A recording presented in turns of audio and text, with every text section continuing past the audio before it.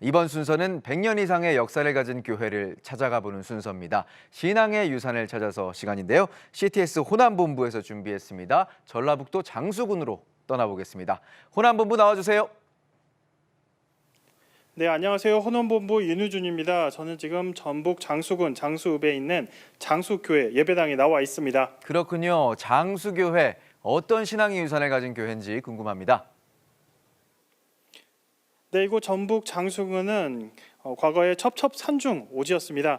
그런 곳에 110여 년 전 미국 남장로교 선교사인 매큐첸 선교사, 한국 이름 마로덕 선교사가 조랑말을 타고 산길을 다니며 복음의 씨앗을 뿌린 열매로 이곳 장수교회가 세워졌는데요.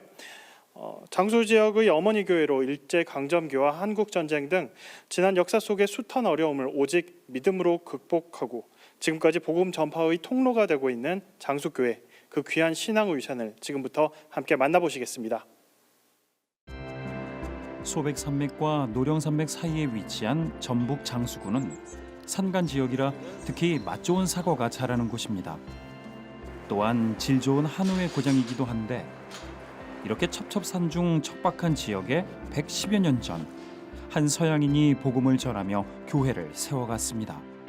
그는 바로 미국 남장로교 선교사인 매큐첸, 한국 이름 마로덕 선교사인데 전라북도 동북쪽 산간 오지를 섬기던 마로덕 선교사가 1910년 장수군 장수읍에 세운 교회가 바로 장수교회입니다. 실제로 이 장수군, 진안군, 무주군, 무진장 지역을 돌다 보면 저희 교회가 110년의 교회 역사를 자랑하지만 사실은 이 무진장 지역 안에서 110년은 명함도 못 내밀어요. 웬만하면 다 110년이 넘어 있고요. 100년을 다 넘어 있는 상태이기 때문에 그런 거 보면 굉장히 신기하죠. 어떻게 이런 산골 안에 100년 넘는 교회들이 이렇게 많이들 산재해 있을까? 그건 참 하나님의 은혜고 지금도 생각하면 참 기이하고 신기한 일이다라고 생각을 합니다. 첩첩산중, 오지 중의 오지였던 장수마을에 올 때면 마로독 선교사는 조랑말을 타고 한 손에는 성경을, 한 손에는 쇠고기를 들고 가가호호 다니며 복음을 심었습니다.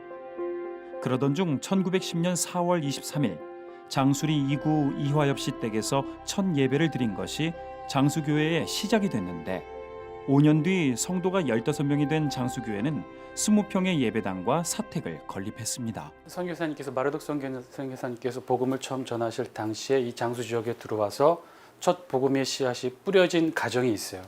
이화엽 성도 가정에서 숙식하시면서 복음을 전하셨고 그래서 자연스럽게 그 가정에서 모여서 첫 예배가 시작됐는데 그 후손, 그러니까 증손자죠.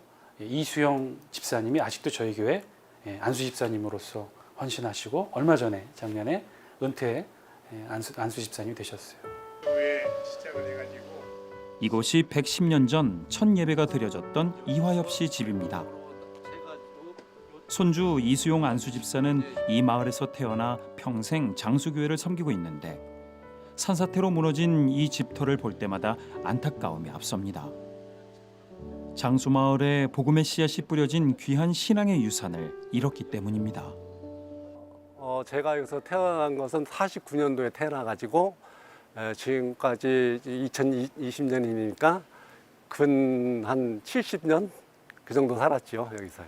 이것은 저희 할아버님 댁인데 최초의 장수교회가 여기서 첫 예배를 드렸습니다. 마르덕 선교사님이 말을 타고 오셔가지고 첫 예배를 저희 할아버님 댁에서 드리고 그런 도중에 여름에 큰 폭우로 인해 가지고 산사태로 인해 가지고 할아버지 집에 아주 그 산사태로 매몰돼 버렸습니다.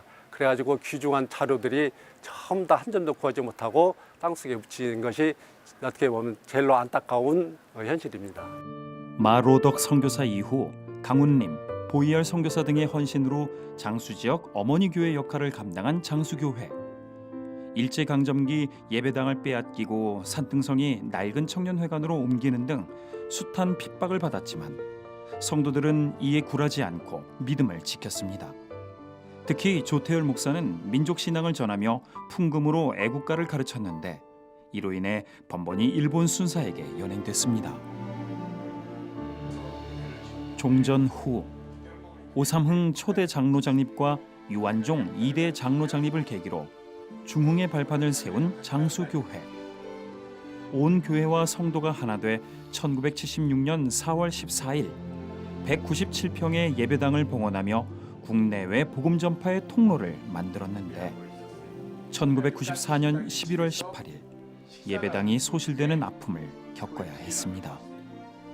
온 교인들은 다 나가서 불 끄느라고 다 울며 불며 했기 때문에 그렇게 불어났었는데, 그래서 어렵게 가운데 온 교인들이 금식하면서 기도해가지고 이 다시 교회를 건축하게 됐는데, 그 자리에 증축하려고 보니까 도저히 안 돼서 완전히 뜯고 털을 낮추고, 그래서 그 전개돼가지고 그때 교회를 안 다니시는 분들도 정성을 다해서 헌금해주고 협조해주고 격려해주고 했던 것이 정말 참 지역사회 교회다. 우리 교회는 이 우리 교회가 우리 교인뿐만 아니라 온 지역을 위해서 사랑하면서 살아가고 우리가 봉사해야 될 교회다. 이런 것을 우리가 느끼고 살아가고 있습니다. 지금.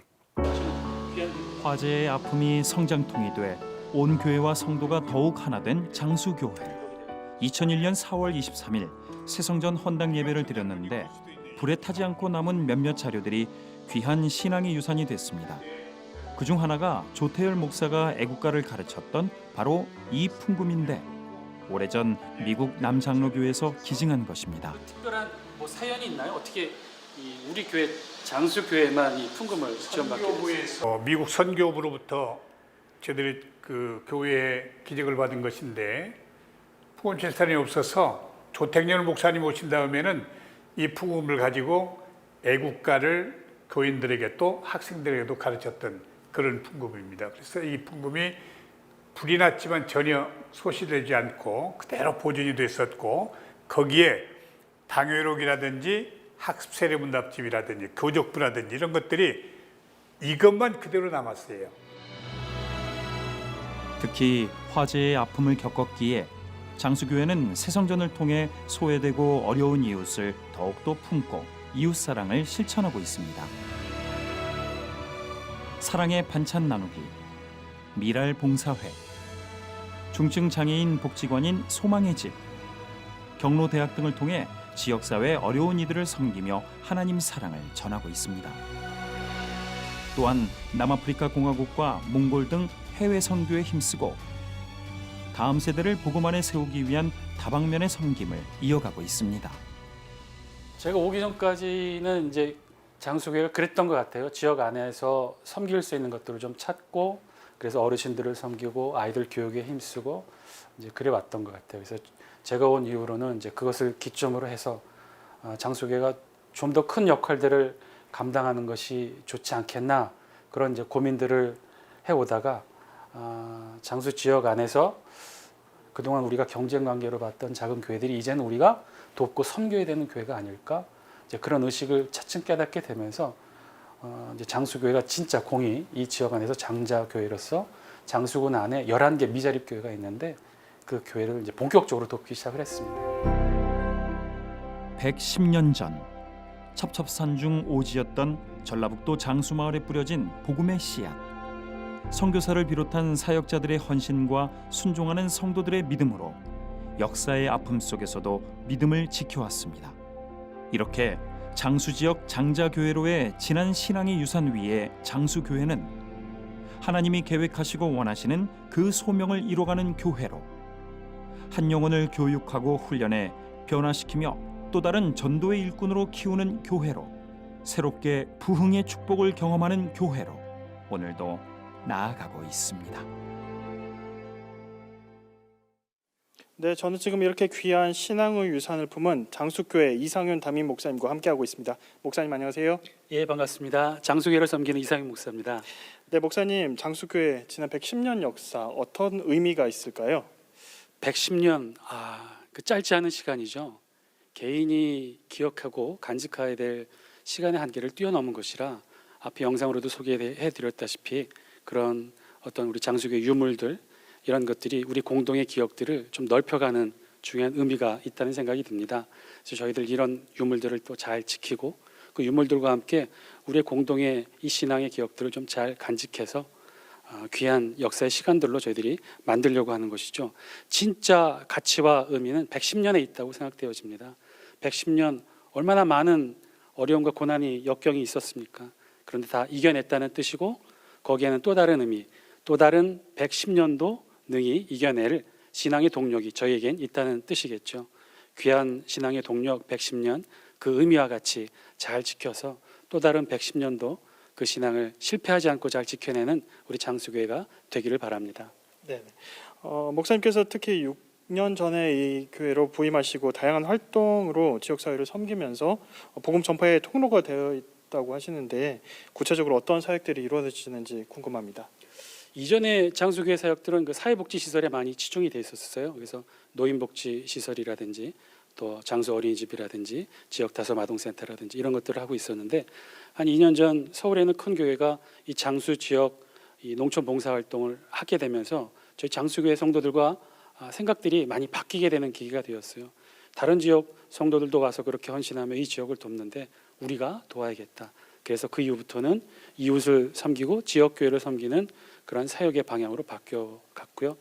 그래서 전도 축제를 통해 우리 교회가 좀 많이 부흥하겠다라는 생각을 가지고 전도 축제를 통해 제가 왔을 때 한 300명 출석하던 교회가 지금 한 450에서 500명 출석하는 교회로 성장했고 그 성장의 동력을 가지고 지역과 이웃들을 섬기는 일에 헌신하고 있습니다.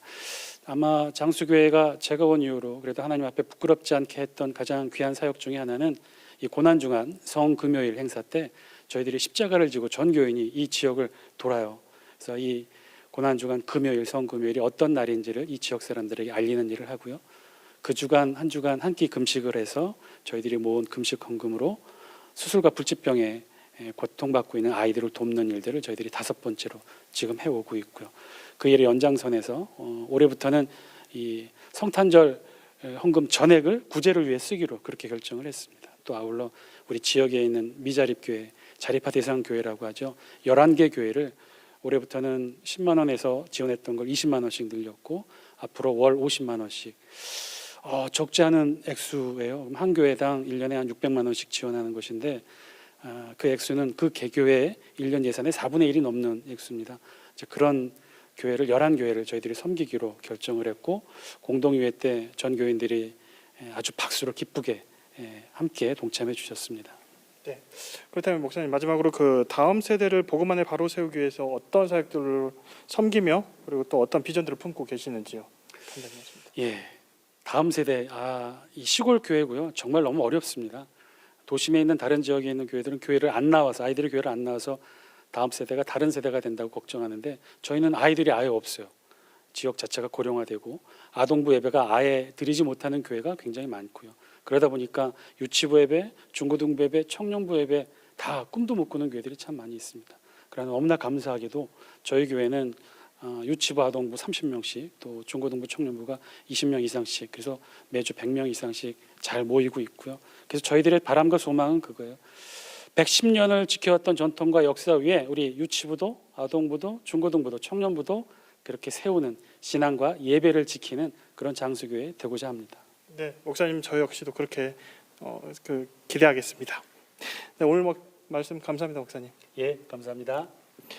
장수 지역 어머니 교회로 지난 110년간 이 지역사회 복음의 통로가 되어온 장수 교회 앞으로 새로운 100년을 꿈꾸며 이어갈 사역들을 기대하면서 지금까지 호남본부에서 전해드렸습니다. 스튜디오 나와주세요.